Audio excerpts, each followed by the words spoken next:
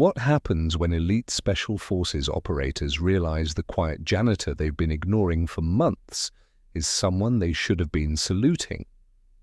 The fluorescent lights hummed overhead as Captain Jake Morrison adjusted his gear in the Special Operations Training Facility. It was 0500 hours, and the Delta Force selection course was about to begin another grueling day. The concrete walls echoed with the sound of boots, tactical equipment being checked, and the low murmur of nervous conversations among the candidates. In the corner, almost invisible, an elderly man in grey coveralls pushed a mop bucket across the floor. His movements were methodical, quiet, deliberate. The name tag on his chest read, Frank. No last name, no rank, just Frank. He'd been there for 3 years, arriving before dawn, leaving after dusk, cleaning up after the warriors who barely noticed his existence. The candidates called him the old janitor when they mentioned him at all. Most didn't. He was just part of the background, like the cement walls or the fluorescent lights. But Frank noticed everything. He watched how they moved, how they carried themselves, how they handled their weapons. His weathered hands gripped the mop handle with surprising steadiness, and his grey eyes missed nothing.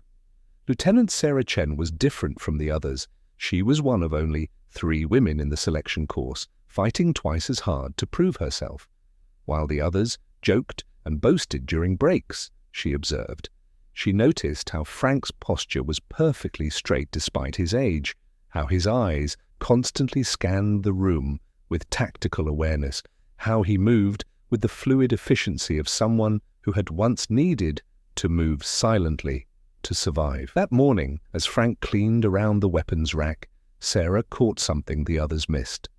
When he reached for his cleaning supplies, his sleeve rode up just enough to reveal a faded tattoo on his forearm. Not a typical tattoo from a shop, but something that looked military, something that looked earned. The ink was old, the lines blurred by time, but the symbol was unmistakable to anyone who knew what to look for. The training exercise that day was particularly brutal: navigation, weapons handling, and tactical movement under extreme stress. Several candidates had already dropped out, unable to handle the physical and mental pressure. Frank continued his work, invisible to most, but Sarah noticed he always seemed to be nearby when someone was struggling, quietly adjusting equipment or clearing obstacles from their path. During the lunch break, while the others discussed their performance, Sarah approached Frank. He was sitting alone on a concrete ledge, eating a simple sandwich from a brown paper bag. She hesitated, then sat down beside him. "That's a Special Forces tattoo, isn't it?" she said quietly. Frank looked at her, chewing slowly. His eyes were calm, measuring. After a long moment, he nodded once. "Which unit?" Sarah asked. Frank finished his sandwich, folded the paper bag neatly, and stood up. "Long time ago," he said simply, and walked away. But Sarah had seen something in his eyes. Recognition, respect. The look of someone who had walked the same path she was trying to walk now. That afternoon, the exercise intensified, a simulated hostage rescue scenario that pushed every candidate to their limits. Sarah's team was struggling, their communication breaking down under pressure. From the corner of her eye, she saw Frank watching, not with curiosity, but with the focused attention of someone evaluating tactical situations. When her team leader made a critical error that would have resulted in civilian casualties in a real scenario, Frank did something unexpected. He stepped forward, not to interfere, but to quietly move a piece of equipment that would give them a better angle of approach. The instructors didn't notice, but Sarah did. After the exercise, as the candidates were debriefed on their failures, Sarah lingered.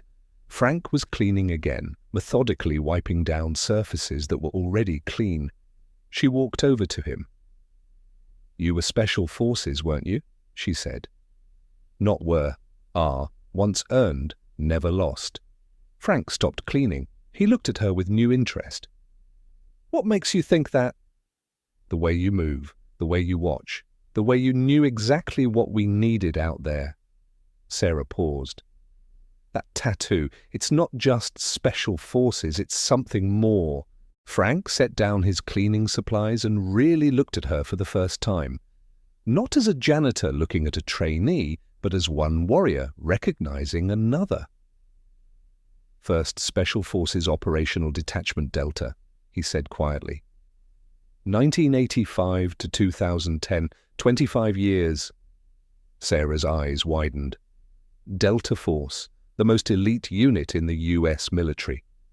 The unit she was trying to join, and this man, this quiet janitor they'd all ignored, was one of them. "Why?" she asked. "Why are you here, cleaning floors?" Frank smiled, but it wasn't a happy smile. "Because this is where I belong. These walls, these young warriors, this is my world. I couldn't leave it behind." He paused. "And maybe because someone needs to watch over the next generation." "The instructors don't know?" "They know, they've always known, but they respect that I want to be left alone." Frank picked up his supplies again. "Until now?" Word spread quickly through the selection course. The quiet janitor wasn't just a janitor. He was a legend. A man who had operated in the shadows for decades, who had been in places that didn't exist on maps, who had done things that would never be written in history books.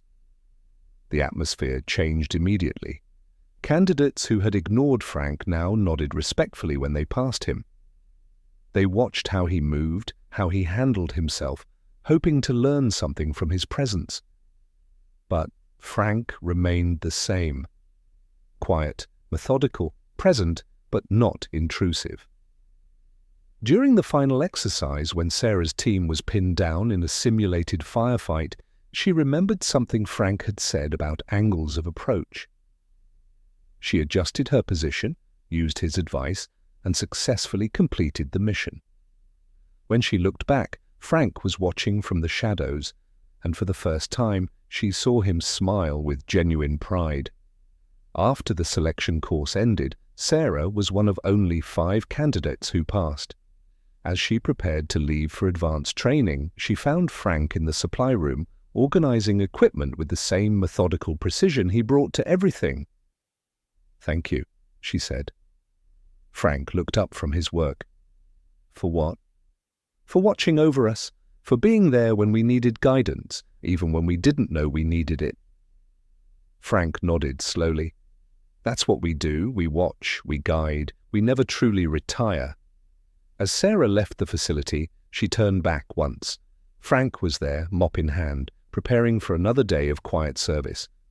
But now she knew the truth.